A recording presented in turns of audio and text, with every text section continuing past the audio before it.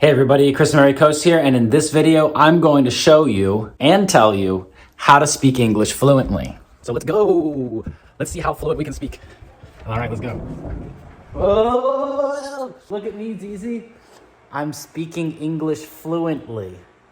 Can you speak English fluently? No? You can't? Well, guess what? I'm gonna tell you how to speak English fluently in this video.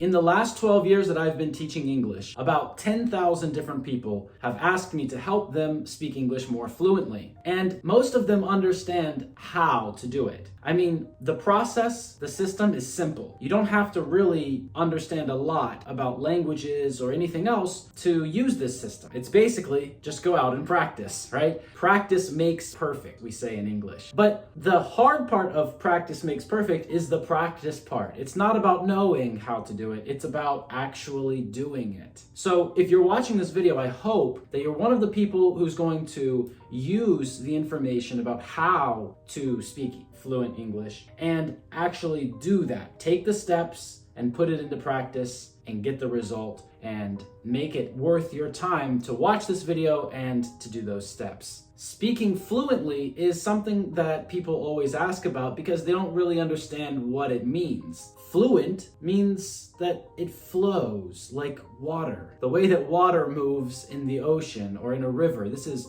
flow. And it's very smooth and it's very natural. And it moves in one direction, moves back. It's very easy to understand. But if something is very rigid or choppy, if it's not smooth, if it doesn't flow, then it doesn't sound fluent. And that's what it means. When we say that someone speaks fluently, it just means that they flow. So the next question that people usually ask is, well, how many words do I need to know in order to be fluent? And my answer is always, it doesn't matter how many words, because it's not about the number of words. We could say that maybe 2,000 or 3,000, maybe 5,000 or 10,000. And none of those numbers will be the right number because they all mean something different. Those are just numbers from research that tell us how many people know how many words and how many words people actually use when they speak or when they write. So those numbers don't actually tell us how long it takes or how many words you have to know in order to be fluent. Being fluent isn't about words. It's not about the number of words. It's about flow. It's about how you put things together. And it's amazing that people who haven't been studying English very long and maybe have a very small vocabulary actually can have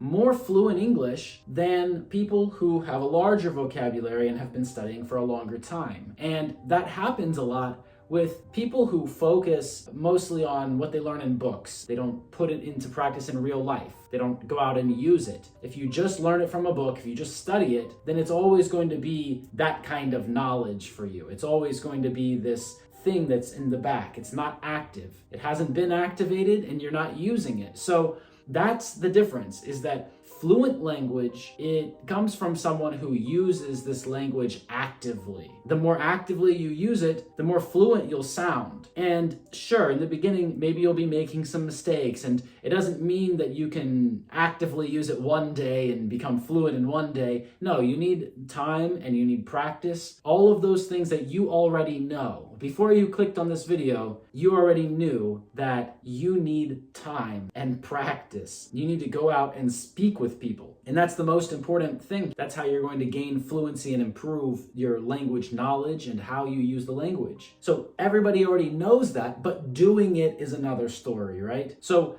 when we're trying to become fluent, we need to find activities and things in our life that we can link, that we can anchor to our language learning activities. For me, that was social media. I went on my pages, I changed everything to another language, and it helped me to have to be fluent. And then the people who I had to speak with there didn't speak my language. That was the next level, right? But in the beginning, it's okay to just practice English with people from your country or people from other countries. They don't have to be native speakers. They don't have to be professional teachers. you can get speaking practice with pretty much anybody. But after some time of just speaking practice, you might want something more structured. You might want something with a professional teacher who can tell you some things and help you remember some things and explain some rules. And that's a different skill, right? That's a different level of learning the language and becoming fluent. And if you're using that kind of resource, a teacher or a program or something like that, then you're studying differently than a person who is just meeting people and speaking, right? These are two different things that are happening, studying something and actually using it. So we need to remember that when we think about fluency. We need to study things so that we understand how it works. We understand the theory and the philosophy maybe of the language, but how it is really used and using it like that ourselves and putting the right words and the right phrases in the right situations in real life, that's a different skill, and we need to practice that too. And that is what most people will recognize as being fluent. Don't worry about knowing everything and focus on being able to put the right words and phrases into the right situations and getting as much speaking practice as you can so that you understand the differences with sounds and how words need to change grammatically to make it correct in a sentence. So that's how you'll become fluent, not by focusing on the number of words that you know, and not by focusing on every small rule in grammar so that you're never going to make a mistake. Everybody makes mistakes. I've probably made a few mistakes during this video just speaking, because when people speak and when people use the language in real life, they make mistakes. So if you speak without any mistakes, you're not going to sound very natural, are you? Another reason people worry about their fluency in the language, not only English, but any language, is pronunciation and saying the sounds naturally. You want to sound natural, and the reason that you want to sound natural is because more people will understand you. Natural doesn't mean correct. Natural means the way that people really speak and the sounds that they really make with their mouth. Now, in a book, it might say that this is correct, and the way that people say it might be different. And so you have to decide how you want to sound to other people. Do you want to sound like they sound, or do you want to sound how the book says that you should sound, right? So this is your decision, but you're going to sound more fluent if you choose to sound how people sound instead of the book.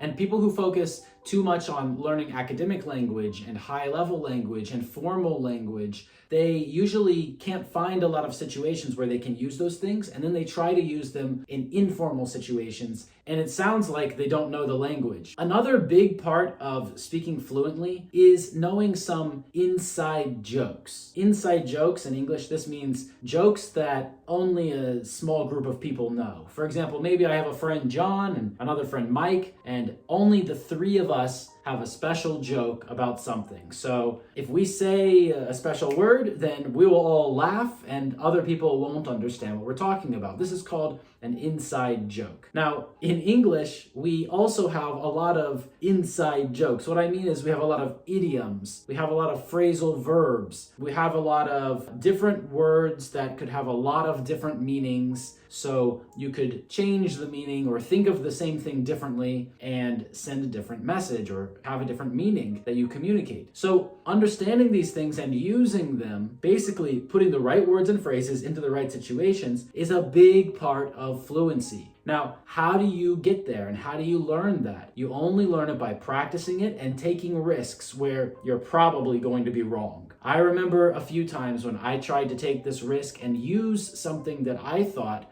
was like an inside joke in the language, and I used it in the wrong way. And people told me, hey, Chris, that sounded really terrible. You should never say that again. That was a really bad mistake. So I learned the hard way, right? You have to be ready to make mistakes. That's part of fluency. A big part of becoming fluent in English is making mistakes. And that's the opposite of what you probably thought before you watched this video. You probably thought, I need to try to be correct to be fluent. But really, you need to make mistakes because you're only going to learn those special things that will help you gain fluency by making mistakes and learning from them. There's no other way because you can't learn everything from the book. And even if you do, you can't remember all of it and then put it all into action every time. Maybe you don't know which rule you're supposed to use, or maybe you don't know if there's any rule at all. So sometimes you just have to guess. And that's what fluent communication overall, it's about making good guesses. People who don't make guesses and people who don't take risks when they're practicing the language, they don't get the larger benefit of learning from their mistakes. So people who take risks and make those mistakes, they're really gaining a lot. Even though in the short term or that situation, everyone might laugh or make a joke about the thing that they said that wasn't right, that's okay, because all of those jokes and all of those people laughing helps that person remember it that much more. And sometimes that's the best way to learn. Another thing that you need to remember about fluency is that fluency does not equal fast. In fact, some people try to speak more quickly than they should, and it makes them sound less fluent. Because if they were fluent, they would just speak the correct speed. And they would be able to say everything at a normal speed for everyone to understand. So this is another issue that I see a lot of advanced students have. They try to speak too quickly, and they try to communicate more than what they can say in a short amount of time. They try to communicate too much, or they try to focus too much on the semantics. They try to focus too much on which words they choose to use in the sentence and how this communicates so much because they're advanced and they understand all the meaning behind the words. So they're trying to use all of that. But a native speaker or other normal people who are just walking around, they're probably not thinking that deeply about what somebody's saying to them or about what they're going to say. So that's another really important rule to remember, is that fluency is simple. Simple language. Use simple names for things. Everything is simple. When you make it more complicated and you try to use specific words about things, then it gets messier and more difficult because now there's going to be a lot of vocabulary around those things that we also need to know. But if we can just have simple conversations, we'll always sound fluent. In fact, that's what I've found, is that people will think that I'm fluent or that I'm native if I only say short phrases. Don't go and say complicated things, then it doesn't give away my accent. And of course, I'm talking about when I speak Russian. But when I have to say much longer phrases, it's very clear that I have an accent, and it's very clear that I'm not a native speaker. So the first step to fluency is to master the simple phrases, to master all of the simple things,